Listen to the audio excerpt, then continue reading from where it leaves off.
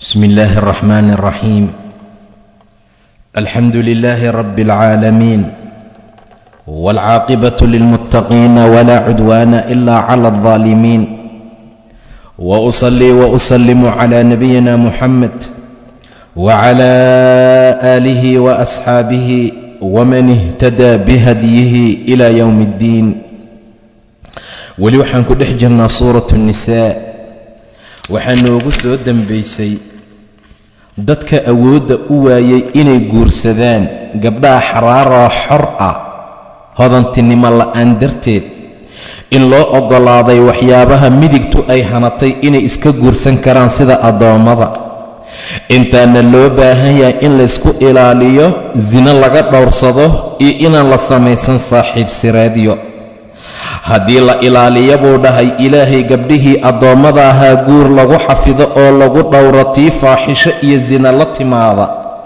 korkooda waxaa ahaaday waxa axraarta ahaaday nuskooda inaad sasabirtaan baa idin khayr badan ood iska sugtaan kuwa axraarta ah ee xortaa wixii aad ku guursan lahaydeen ilaahay wuxuu doonayaa inuu wax kasta idiin caddeeyo idinkuna hanuuniyo dadkii adinka idinka horreeyey jidadkooda ilaahayna korkiina uu ka towbo aqbalo ilaahay waa caliim xakiim ah wallaahu ilaahay yuriidu wuxuu doonayaa an yatuuba inuu towbo aqbalo calaykum korkiina wayuriidu aladiina kuwiina waxay doonayaan yattabicuuna ashahawaati shahawaadkooda raacahayay an tamiiluu inaad iilataan oo diinta iyo xaqa ka leexataan maylan iilasho cadiiman ee markaa weyn ilaahay inuu idinka towbo aqbalo oo dushiina ku soo laabtuu rabaa laakiin dadka shahawaadkooda raacahaya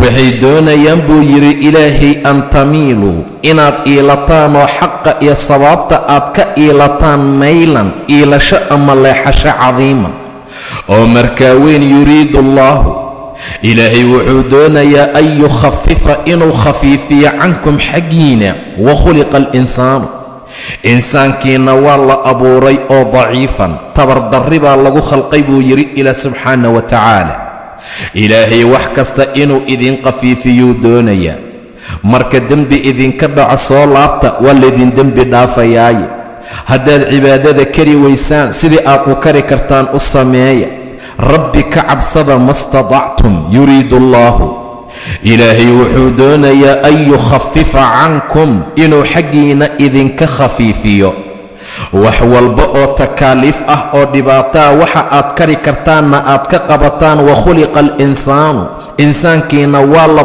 abuurayoo daciifan dacfi iyo tabardarri baa lagu abuuray yaa ayuha aladiina kuwii aamanuu ilaah rumeeyayow laa ta'kuluu ha cunina amwaalakum maalalkiina oo baynakum dhexdiina ahaaday bilbaatili baatil ha ku cunina ilaa an takuuna inay tahay maahana tijaaratan tijaaro iyo ganacsi ilaa an takuuna tijaaratan tijaaradaasoo ka soo fushay can taraadin raadi ahaasha xaggeeda oo minkum xaggiina ka ahaatay walaa taqatuluu hana dilina anfusakum nafafyaalkiina ina allaha ilaahay kaana wuxuu ahaaday bikum adinka raxiiman mid idin raxmadoo idin naxariis badan ayuu ilaahay ahaaday subxaana wa tacaala xoola habeenkeena ahaaday inaan baadil ku cunnaa la diidayaa baadilka waxaa loola jeedaa waa tuugannimo waa rishwo iyo laaluush waa ribo waa wax allaala wixii baadilnimo keenaya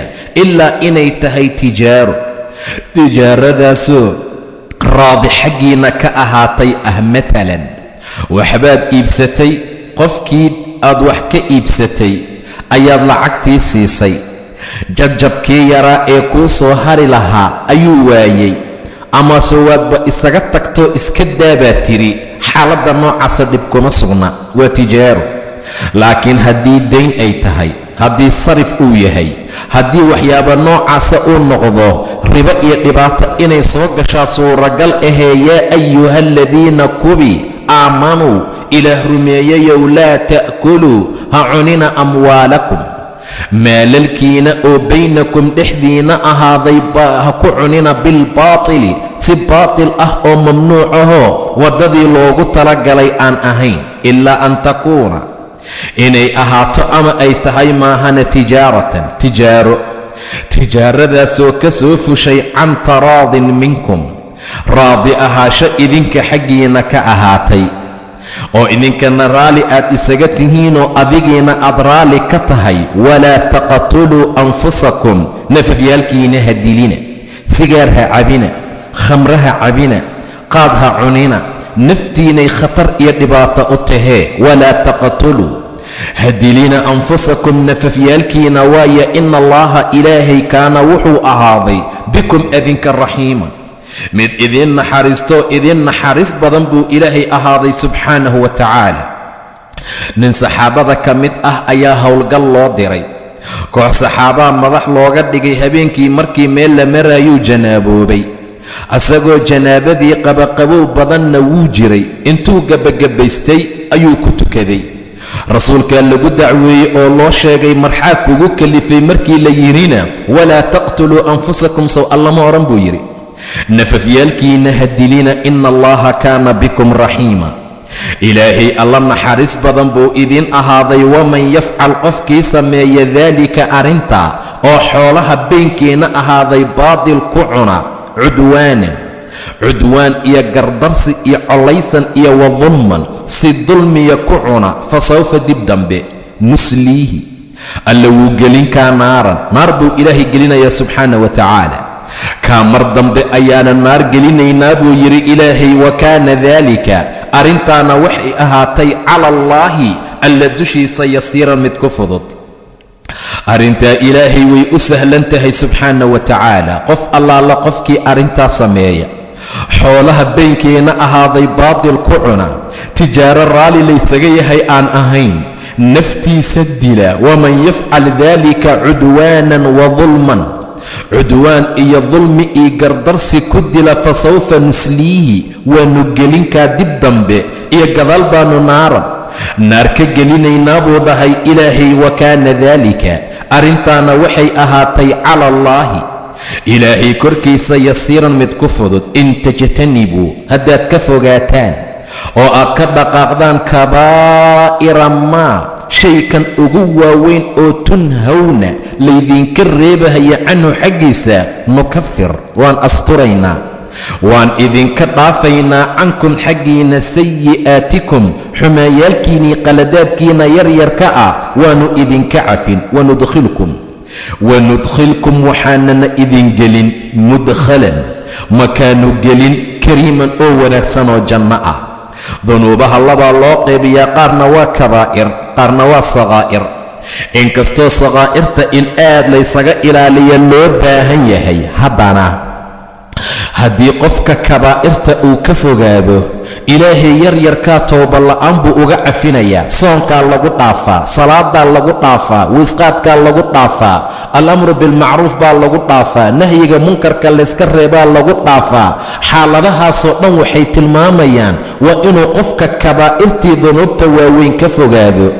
ilaahay subxaanahu wa tacaala asagoo tilmaamaya ayuu yidhi kuwa ka fogaanaya kabaa'ira alifmi waalfawaaxisha ila allamam yaryarka maahane kuwaa ilaahay waa saamaxayaa. in tajtanibuu haddaad ka fogaataan kabaa'ira maa shayka ugu waaweyn oo tunhawna laydinka reebahaya canhu xaggiisa nukafir waan dhaafaynaa cankum xaggiina sayi'aatikum xumaayaalkiinnii qaladaadka waa kuwa yaryarkaan idiin cafin. wanudkhilkum waxaanana idin gelinaynaa mudkhalan makaanu gelin kariiman ee markaa wanaagsan. walaa tatamannw ha tamaninina ha jeclaysanina maakii fadala allaahu ilaahay uu saramarsiiyey bihi maagaa bacdakum qaarkiin calaa bacdin qaarka kale. waayo lilrijaali raggu nasiibun qayb bay ku leeyihiin mima iktasabuu wixii ay kasbadeen. walinnisaa'i dumarkuna nasiibun qayb bay ku leeyihiin mima iktasabna waxay ayaguna kasbadaane. was'alu llaaha ilaahay weydiista min fadlihi fadligiisa ilaahay weydiista. ina allaha ilaahay kaana wuxuu ahaaday bikulli shayin shay kasta caliiman mid ku cilmi badane. maxaa dhaxalka ragga loogu badiyey? maxaa mar walba ragga loogu sheegaa? maxaa saa ah mar allaala markay dhaheen buu rabbi yidhi walaa tatamannaw, war ha tamaninina, ha jeclaysaninoo ha dalbina maa fadala allaahu wuxuu ilaahay ku fadli siiyey bihi maaga bacdakum qaarkiin calaa bacdin qaarka kale. lilrijaali raggu nasiibun nasiib bay ku leeyihiin mima iktasabuu wixii ay kasbadaan, walinnisaa'i nasiibun dumarkuna qayb bay ku leeyihiin mima iktasabna. was'alu llaaha ilaahay su'aasha oo weydiista min fadlihi fadligiisa, waayo ina allaha ilaahay kaana wuxuu ahaaday bikulli shayin shay kasta caliiman alla ku cilmi iyo ogaal badan. walikullin mid kasta jacalnaa waxaan u yeelnay buu yidhi ilaahay mawaali baan u samaynay kuwa dhaxla, mimaa kii xaggii dhaxla taraka ay ka tagaan alwaalidaani labada waalid iyo waalaqrabuuna qaraabayaasha, waaladiina kubii caqadad ay gunuday aymaanukum dhaaryaalkiinana fa'aatuuhum siiya nasiibahum nasiibkooda siiya. ina allaha ilaahay kaana wuxuu ahaaday calaa kulli shayin shay kasta dhammaantii shahiidan mid ka markhaati ahee. ummad kasta iyo qof walba wax dhaxlaan u samaynay buu yidhi ilaah subxaana wa tacaala. walikullin mid kasta oo dadka ka mid ah jacalnaa waxaannu u yeelnay mawaali baan u samaynay kuwa dhaxla oo la xidhiira mimaa kii xaggii dhaxla taraka alwaalidaani labada waalid ay ka tagaan iyo waalaqrabuuna kuwa dhowaanshaha u saaxiibka ah.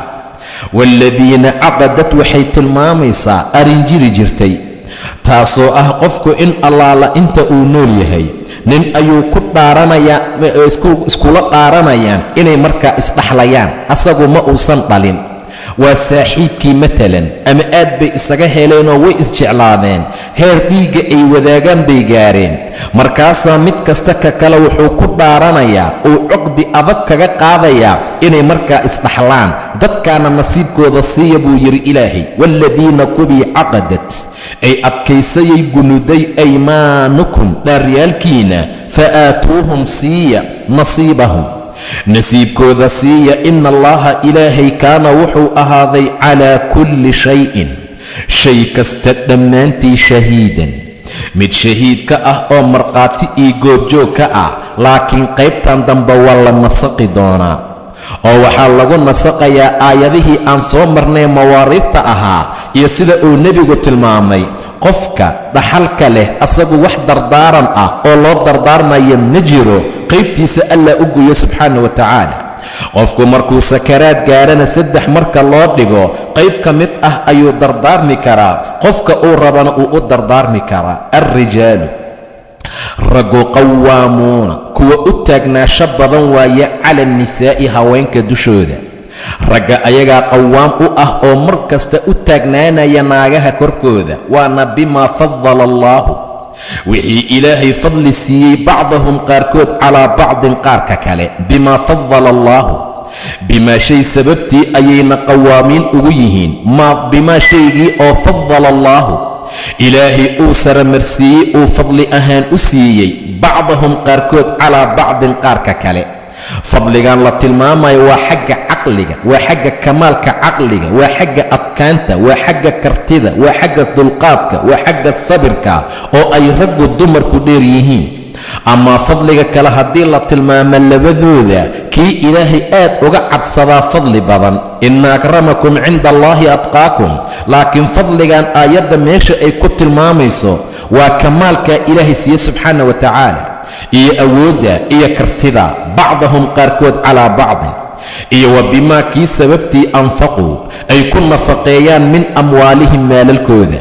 waayo mar walba gabadhu xataa hadday hantiiley tahay ninkaa laga rabaa nafaqaynteeda. wa bimaa anfaquu iyo nafaqayntay ku nafaqaynayaan min amwaalihim maalalkooday kaga qawaam noqdeen kagana sara noqdeen. faasaalixaatu gabdhaha saalixaadka ah ee fiicfiican qaanitaatun waaye kuwa ateeco waaye, waa kuwa adeecitaanka badan. maxay ateecaan? ilaahay bay ateecaan subxaana wa tacaala. raggooday markaa ateecaan. gabdhaha saalixaadkaa qaanitaatun kuwa ateeca waaye, xaafidaatun waaye kuwa xifdin badan oo ilaalin badan lilghaybi, haybkay ilaaliyaan, maqnaanshahay ilaaliyaan. haybka inta badan waxaa loola jeedaa marka raggoodu maqan yahay yay naftooda iyo gurigiisa iyo maalkooda ilaaliyaan. bimaa xafida allah, bimaa shay sababtii bayna ku xafidaan. xafida allah, ilaahay xifdiyey. ilaahay ayaa marka hore xafiday, taas sababteeday ku xafidayaanay ku ilaalinayaan. ama bimaa sababtii, shay sababtii bay ku xafidayaan. xafida allaahu, ilaahay uu xafidayoo uu amray in la xafido. wallaati, kuwii takhaafuuna aad uga cabsataan nushuusahunna, madaxtaagooda.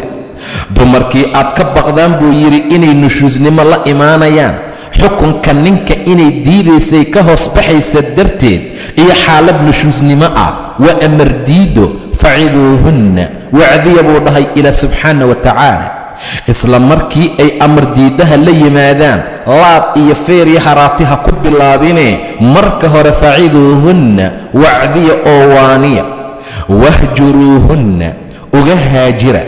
waxaad uga haajirtaan filmadaajici, jiifka, makaanu jiifka uga haajiroo mucaamalaadkii hoose ku cadaadiya oo ha siinina. wadribuuhunna, garaaca buu dhahay ilaa subxaana wa tacaala. fain atacnakum, hadday idin ateecaan oo ay idin maqlaan, falaa tabaquu, ha dalbina, ha ku raadsanina calayhinna korkooda sabiilan waddo aad ku daandaansanaysaan. ina allaha ilaahay kaana wuxuu ahaaday caliyan, alla sarreeya, kabiiran oo markaa weyne. raggu way qawaamaynayaan oo waxay ka sarreeyaanay maamulaan dumarka buu yidhi ilaahay. alrijaalu qawaamuuna cala annisaa, waana bimaa fadala allaahu, fadliga ilaahay saramarsiiyey bacdahum calaa bacdin, qaarkood qaarka kale laga kormarsiiyey. iyo wa bimaa anfaquu min amwaalihim, nafaqayntay ku nafaqaynayaan maalalkooda. faasaalixaatu, gabdhaha saalixaadkee fiicfiicanee suubanayaasha la yidhaahdo, qaanitaatun, waa kuwa adeecitaanka badan, waa kuwa ateeca, alla ateeca, raggooda maqlo oo ateeca. xaafidaatun, waa kuwa xifdin badan oo ilaalin badan lilghaybi, maqnaashahay ilaaliyaan.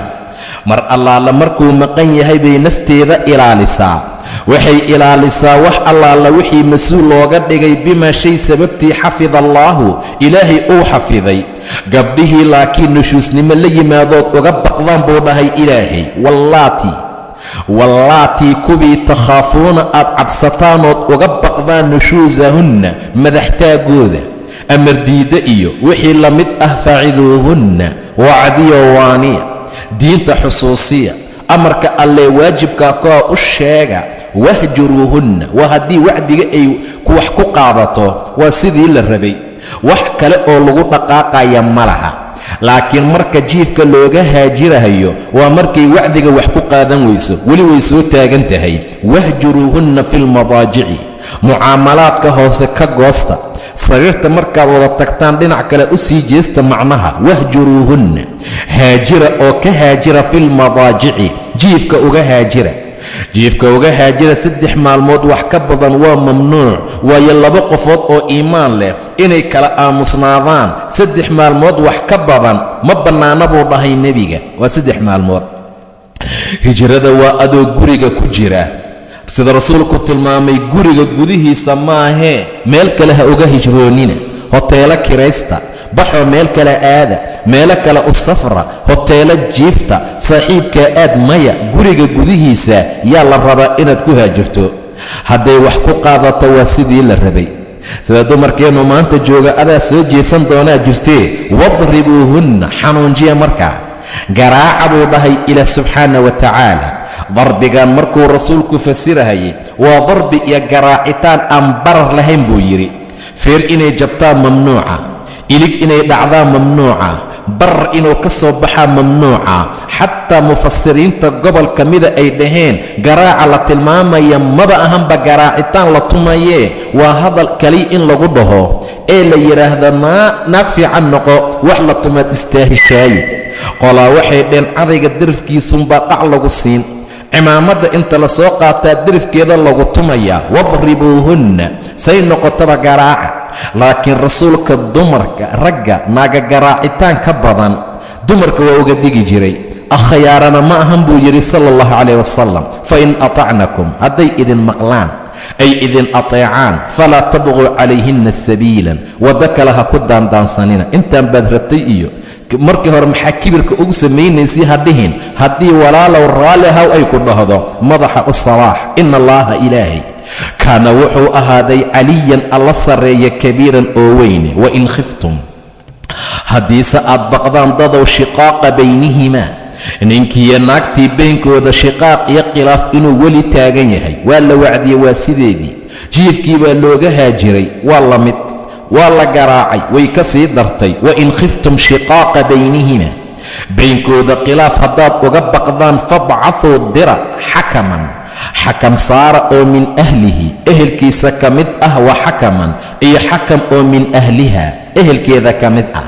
laba garsoorayaal baa la soo bixinayaa, qaarna dadkeeday ka socdaan, qaarna dadkiisay ka socdaan. weliba xakam waxay noqon karaan markay akhyaaro yihiin, markay wanaag doonayaan. laakiin mid kasta ka kale hadduu mooryaan soo kaxaysto, gabadheenna seesaa loo yeeli karaa ay la soo fadhiistaan goobta. kuwaanna ninkeenii seesaa ay u geli kartaa gabadhaas reer hebel ah hadday meesha la soo fadhiistaan. qiimiyi wanaag ma laha. waa xakam oo min ahlihi iyo wa xakaman min ahliha. in yuriida hadday doonaan labadii xaakim iyo labadii garsoore islaaxan, sulxi iyo wanaag haddii ay doonaan, oo ujeeddada iyo niyadda ay ku yimideen ay tahay guriga in dib loo hagaajiyo, wax allaala wixii qaladaad ah la oodo, mid kastaa ka kale inuu qofkiisa difaacin, yuwafiq illaahu baynahumaa, allah waafajinaya dhexdooda subxaana wa tacaala. islaaxii buu alla keenayaa. gabadhii kibirka badnayd ee sanka ka hadlaysay ee la celin waayey yaa labada xakam markay hadlaan qalbigoodana islaaxii alla dartii ay ula jeedaan, haa raalli ahaal ha la noqdo, dib damban u noqon maayo way odhanaysaa.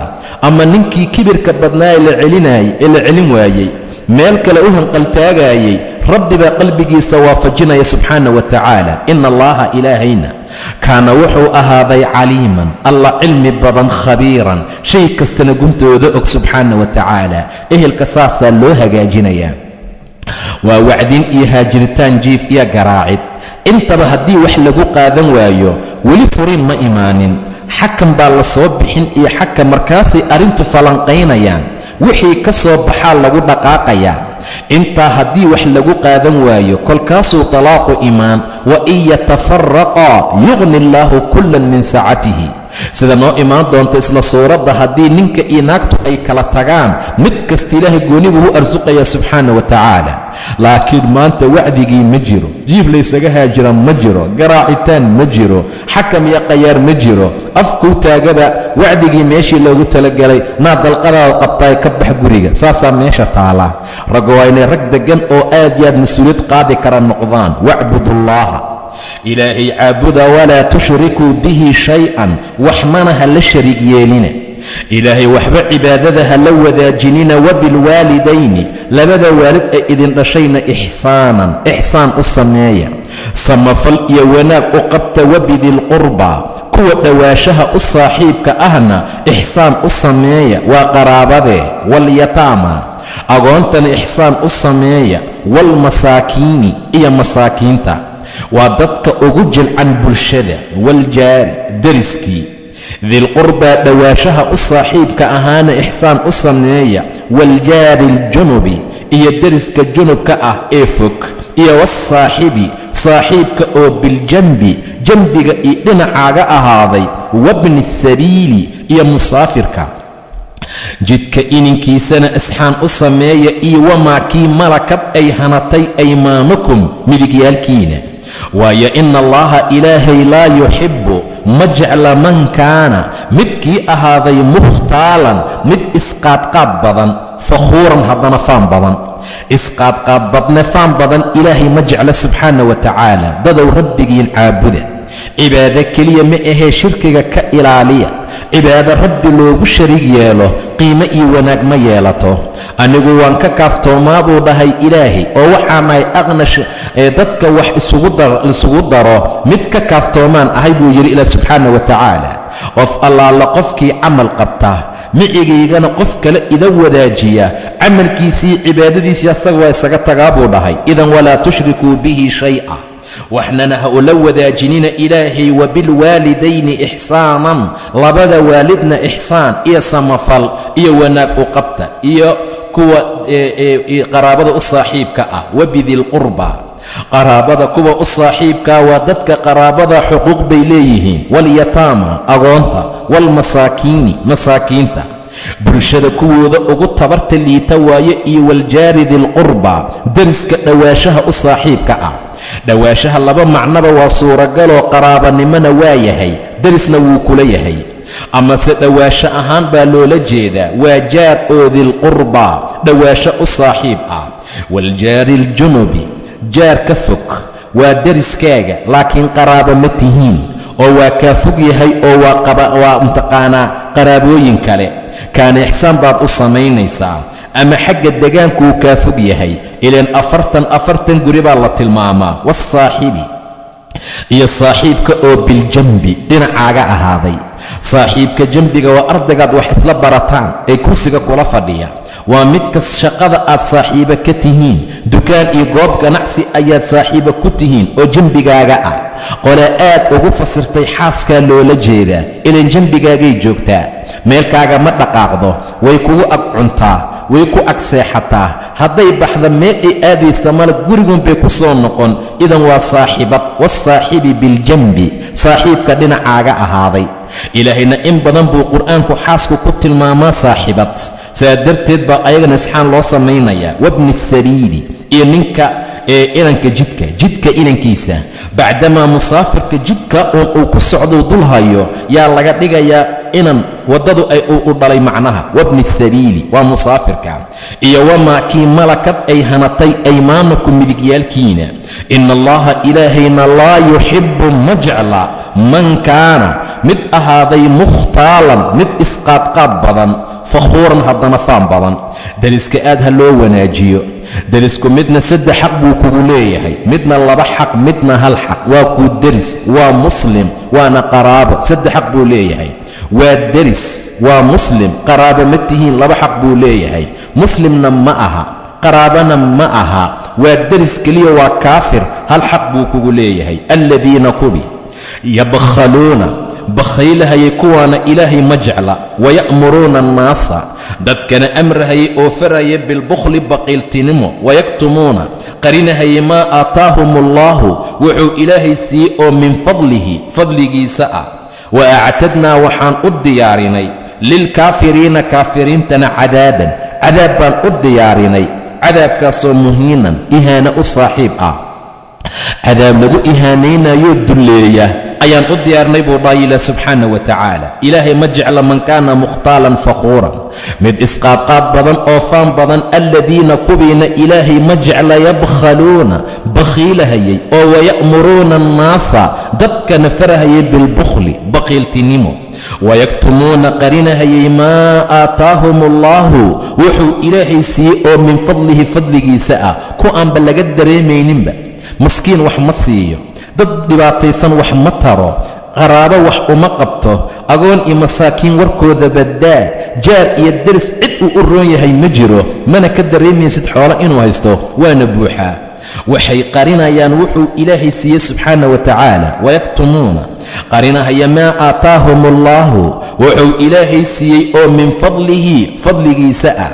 sababta loo siiyey waxay ahayd inuu masaakiinta ka taageero, waxay ahayd inuu imtixaan looga dhigo.